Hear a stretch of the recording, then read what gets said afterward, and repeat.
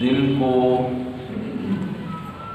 روشن اور منور کرنے کے اسبابوں میں ایک سبب ہے کثرت کے ساتھ امام الانبیاء خاتم النبیین حضرت سیدنا محمد الرسول اللہ صلی اللہ علیہ وسلم کی ذات مبارکات پر کثرت کے ساتھ درود شریف پڑھنا۔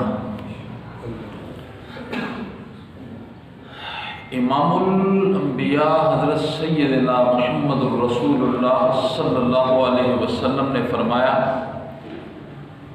دنیا میں جو بندہ کثرت کے ساتھ مجھ پر درود پڑھے گا، کل قیامت والے دن وہ میرے ساتھ ہوگا، وہ میرے ساتھ ہوگا۔ انسان کا اللہ رب العزت کی ذات پر ایمان ہو، دنیا کی کسی مشکل میں وہ پھنس جائے، یہ تجربے کی بات ہے، وہ محبت کے ساتھ درود پڑھے تو اللہ رب العزت اسے اس مشقت سے باہر نکال دیتی ہے۔ شرط یہ ہے کہ بندے کا اللہ رب العزت کی ذات پر ایمان ہو، یقین ہو۔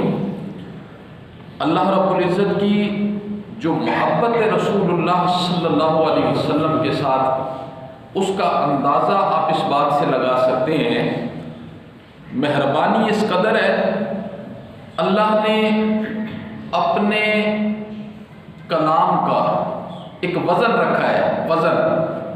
وہ وزن کیا ہے؟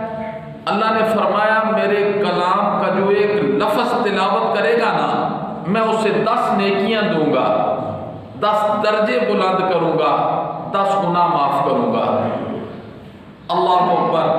فرمایا جو ریٹ میرے کلام کا ہے وہی میرے محبوب پر درود پڑھنے کا میں نے رکھ دیا ہے۔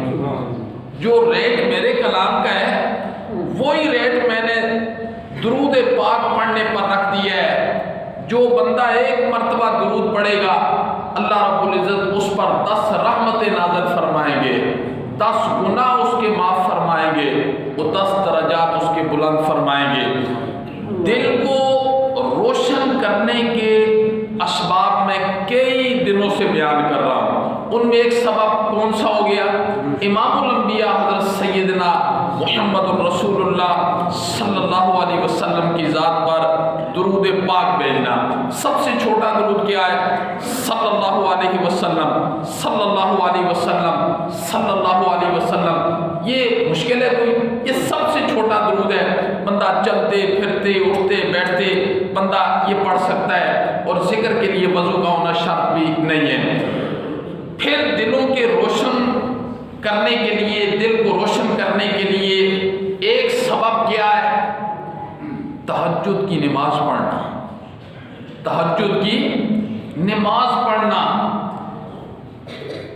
اللہ رب العزت کی ولایت جو نصیب ہوتی ہے نا، وہ 2 چیزوں سے نصیب ہوتی ہے۔ ایک تہجد کی نماز پڑھنے سے، دوسرا پرہیزگاری اختیار کرنے سے، تقوی اختیار کرنے سے۔ اللہ رب العزت کی ولایت حاصل کرنے کے لیے یہ 2 چیزوں کا ہونا بڑا ضروری ہے، بہت ضروری ہے 2 چیزوں کا ہونا۔ اور جس بندے سے اللہ ناراض ہو جاتے ہیں نا، دیکھو جو تہجد کی جو نماز ہے نا، فرائض نماز کے بعد سب سے بڑا درجہ تہجد کی نماز کا ہے۔ تہجد کی نماز کا ہے۔ حضرت سفیان ثوری فرماتے ہیں، ایک مرتبہ مجھے اللہ نے بس ایک گناہ کی وجہ سے محروم کر دیا۔ سفیان ثوری کہتے ہیں مجھے اللہ نے 5 مہینے تک تہجد کی نماز سے محروم کر دیا۔ پھر کہتے ہیں گناہ کیا تھا؟ گناہ کیا تھا؟ پھر اپنا گناہ بھی ذکر کرتے ہیں، کہتے ہیں ایک بندہ اپنے اللہ کے سامنے رو رہا تھا، میرے دل میں خیال آیا کہ یہ تو ریاکار ہے، بس اس گناہ کی وجہ سے اللہ نے مجھے پکڑ لیا، اور پھر میں نے توبہ کی، پھر 5 مہینے کے بعد اللہ نے مجھے تہجد کی نماز نصیب فرمائی۔ تو گناہ کرنے کی وجہ سے انسان تہجد کی نماز سے بھی بندے کو محروم کر دیتی ہے۔ تو تہجد کی نماز دلوں کو منور کرنے کے لیے یہ بہت عظیم چیز ہے۔ قرآن کیا کہتا ہے؟ والذین یبیتون لربہم سجدا وقیاما، فرمایا وہ لوگ جو اپنے رب کی رضا کو حاصل کرنے کے لیے رات کے آخری پہروں میں اپنی پیشانیوں کو ہماری بارگاہوں میں ٹیک کر اپنی آنکھوں سے اشک ندامت بہاتے ہوئے نظر آتے ہیں، یہ ان کے اوصاف قرآن نے ذکر کیے ہیں۔ والذین یبیتون لربہم، اور رات کی عبادت سے تو بندے کو اللہ کا تعارف نصیب ہوتا ہے۔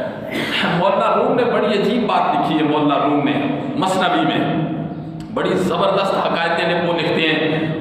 میں پڑھ رہا تھا ایک مرتبہ مثنوی ان کی، تو اس میں لکھا انہوں نے کہ سلطان محمود غزنوی رات کو باہر نکلا، سلطان، اور دیکھیں سلطان کا لفظ محمود غزنوی سے پہلے کسی کے ساتھ نہیں لگا، کسی کے ساتھ نہیں لگا۔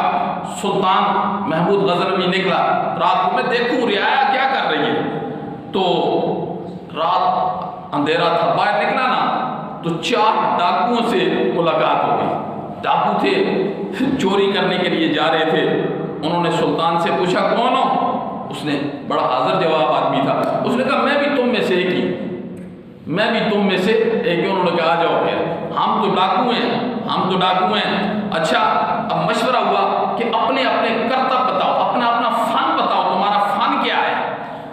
ایک بندے نے کہا جی میرا فن یہ ہے کہ جس زمین پر کوئی خزانہ ہوتا ہے نا، جس زمین کے اندر، بس اللہ نے مجھے یہ صلاحیت دی ہے کہ وہ خزانہ میں بتا دیتا ہوں۔ یہ میری، اللہ نے دنیا میں بڑے بڑے باصلاحیت انسان پیدا کیے، بڑے بڑے باصلاحیت انسان، اور یہ حقیقت بات تھی۔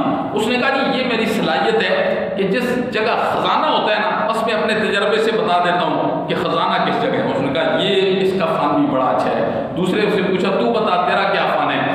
اس نے کہا جی میرا فن تو یہ ہے کہ جتنی مضبوط دیوار ہونا، بس یہ میرا فن ہے، میں نقب لگا لیتا ہوں، اسے توڑ دیتا ہوں۔ اس نے کہا یہ بھی بڑا زبردست فن ہے۔ تیسرے سے پوچھا تو بتا تیرا کیا فن ہے؟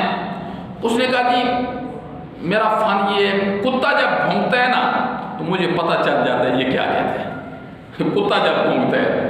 تو چوتھے سے پوچھا تیرا کیا فن ہے؟ اس نے کہا جی میں رات کی اندھیرے میں جسے دیکھ لیتا ہوں، صبح میں پہچان جاتا ہوں، صبح میں پہچان جاتا ہوں کہ یہ تو وہی بندہ ہے جو رات کے اندھیرے میں۔ تو اب سلطان کی باری آ گئی، سلطان سے پوچھا ہاں بھائی تم اپنا فن بتاؤ، تمہارا کیا فن ہے؟ اس نے کہا جی میرا فن تو یہ ہے کہ جب بندہ سولی پر لٹک جاتا ہے نا، پھندا اس کے گلے میں آ جاتا ہے، بس میری مونچھ ہلتی ہے نا تو وہ پھندے سے نیچے آ جاتا ہے۔ سب نے کہا اس کا فن تو بڑا زبردست ہے، اس کا فن تو بڑا زبردست ہے۔ اچھا اب انہوں نے کہا جی ڈاکہ کدھر مارنا ہے؟ ڈاکہ تو یہ مشورے میں بات طے پائی کہ آج سلطان محمود غزنوی کے محل پر ڈاکہ مارنا ہے۔ چلے گئے، تھوڑا سا آگے گئے نا تو کتے بھونکنے لگ گئے۔ اس سے پوچھا جو کہہ رہا تھا کہ جو کتے بھونکتے ہیں تو ہم پہچان جاتے ہیں۔ انہوں نے کہا بولے کیا کہہ رہا ہے؟ کہہ رہا ہے بھائی کتے تو کہہ رہے ہیں بادشاہ تمہارے ساتھ ہے، بادشاہ تمہارے ساتھ ہے۔ انہوں نے کہا تو بڑا بادشاہ کی بولی سمجھا، بادشاہ ہمارے ساتھ کدھر بادشاہ ہے؟ خیر آگے چل پڑے، جس نے نقب لگانی تھی نقب لگائی، بادشاہ کا خزانہ لوٹا، تقسیم کیا، تو 4 ادھر نکل پڑے، بادشاہ اپنے محل کی طرف باہر آ کے خزانہ تقسیم کیا لوٹ کے۔ تو سلطان جو ہی پہنچا نا اپنے گھر، اس نے سارے اپنے ملازمین سے کہا کہ شہر کا گھیرا ڈالو اور سب کو پکڑ کے لے آؤ، سب کو بیڑی لگاؤ، ہتھکڑی لگاؤ، سب کو لے آؤ۔ ہائے تو بادشاہ نے صبح کہا ان سب کو پھانسی پر لٹکا دو، سب کو پھانسی پر لٹکاؤ۔ تو وہ جو بندہ کہتا تھا نا رات کے اندھیرے میں جسے دیکھتا ہوں پہچان جاتا ہوں، جب پھانسی کے اوپر چڑھا نا اس نے کہا بادشاہ ہم تو سب نے رات کو اپنے اپنے کرتب دکھائے، اب آپ کی مونچھ ہلنے کا انتظار ہے۔ ہم نے تو اپنے اپنے کرتب دکھا دیے، اب آپ کی مونچھ جو ہے نا بس اس کے ہلنے کا انتظار ہے، اب آپ اپنا وعدہ پورا کریں۔